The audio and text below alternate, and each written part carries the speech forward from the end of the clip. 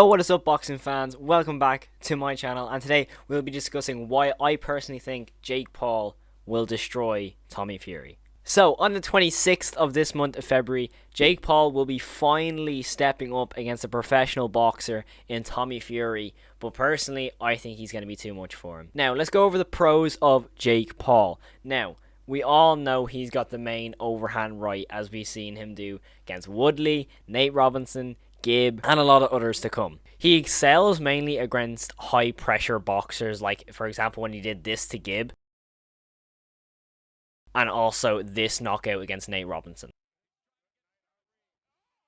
As you can see in both knockouts and knockdowns, Jake's opponent is always coming towards him, where he slowly just backs away and just hits him with his right hand, and it just ends in the same way, with both of them hitting the floor. Now, the one thing I can say about Tommy Fury is, if Tommy Fury lands a big shot in his eyes and he starts to put the pressure on Jake, he might leave himself open to an overhand right. We know Jake can defend himself against pressure fighters, as Gibb probably would be the most pressure fighter I can think of that Jake has fought. Another pro that Jake Paul has against Tommy Fury is his opponents have been a lot stronger. Yes, the likes of Tyron Woodley and Anderson Silva are both MMA fighters, but they are still people who have dedicated their whole lives to fighting. Now, the only one I could really say aren't the best opponents for Jake was Nate Robinson, who was a basketballer, and also Ben Askren. Yes, Ben Askren is a wrestler and an MMA fighter who obviously has been training his whole life for MMA. Ben Askren was in horrible shape for that fight and also had a hip replacement. So personally, I think that was just an easy payday for Ben Askren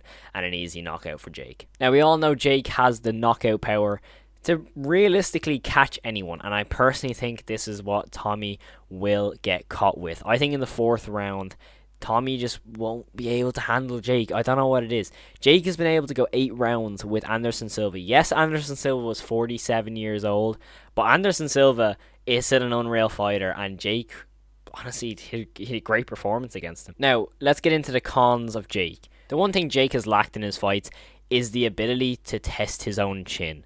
The one fight I can really think of that has properly tested Jake defensively was Woodley with this strike here. And as you can see, Woodley kind of just backs off as if it was like kind of, oh, I was not meant to hit him that hard.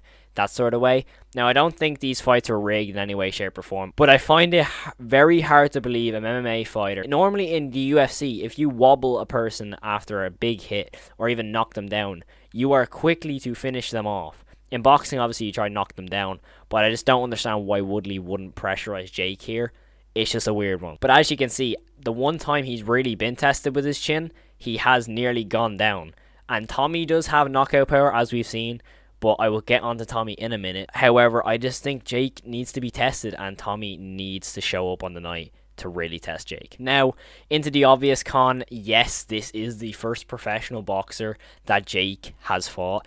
Yes, obviously I've just said that it's not an easy task to go and beat Anderson Silva and go beat Tyron Woodley. Yes, they are aging, but it's still not an easy task. However, I do think fighting a professional boxer is a great way for Jake to really, excel in boxing. Tommy Fury has been training his entire life for boxing. His brother is, in my opinion, the best boxer of my generation. He's better than Anthony Joshua. He's better than Usyk. Better than Klitschko as well. So I just think with Tommy growing up in that family, I think it's going to be very difficult for Jake to have this as an easy fight. It definitely depends on how Tommy is really training for this fight and also how he shows up on the night. Another con, it's not really more of Jake's own ability in boxing.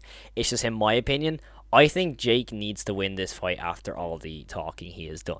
We all know Jake is a bit of a loudmouth, but he does manage to talk the talk. And with every bit of smack Jake has talked in his last fights, he has backed up with either a knockout or a great performance. I personally think Jake and Tommy both sell their fights really, really well. They both talk a lot of shit, and they normally back it up. Now, the pro I've mentioned in the past is that Tommy comes from a boxing family, obviously his brother being the heavyweight champion. So you know that Tyson has probably sparred with Tommy a lot, and that is not an easy task to spar against the heavyweight champion of the world. Tommy has also shown very fast hands, especially when he's shown that he's rocked or somewhat hurt his opponent, like he has shown against his opponent here.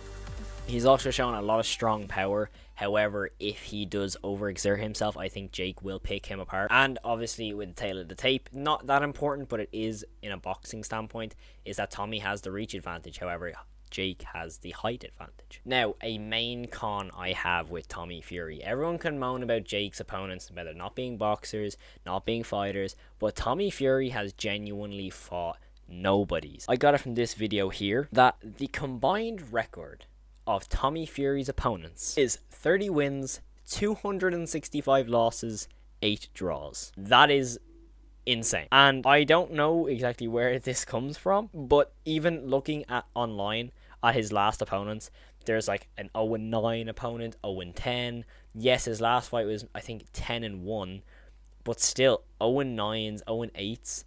And even in his, like, probably his easiest fight, the one with Jake on commentary, this fight here, he went to the judges' decisions, and it was an awful fight. And now another con with Tommy that also replies to Jake is his chin hasn't been tested, and we do know, we will know, that Jake will test Tommy's chin at the end of this month, because I think in the 4th round, Tommy Fury will be on the end of an overhand right from Jake, and will hit the canvas. Whether he'll be knocked out from it, I don't know. I do think there will be a knockdown by round 4. Who knows? Tommy Fury could all surprise us, but I genuinely am favoriting Jake going into this fight. I just think Jake has shown a lot more ability. And yes, Tommy Fury can, have his brother being Tyson Fury, but I feel like he kind of lives off that in that sort of way. I don't know.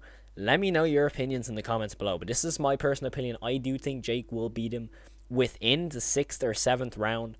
Let me know in the comments below what you think, and yeah, hope you did enjoy. If you want to see me comment on more boxing fights, I'm thinking about doing a video on Ryan Garcia against Gervonta Davis, who I am favoring Gervonta Davis, and I'm very excited for that fight. So yeah, if you want to see a video like that, make sure to drop a comment down below. Let me know what fight I should comment over next. And yeah, have an amazing day, guys. Hope you did enjoy. If you want to see more of boxing or sports type content and enjoy this fitness content in general, hit that subscribe button. We have a lot of it here. And yeah, stay safe. Peace.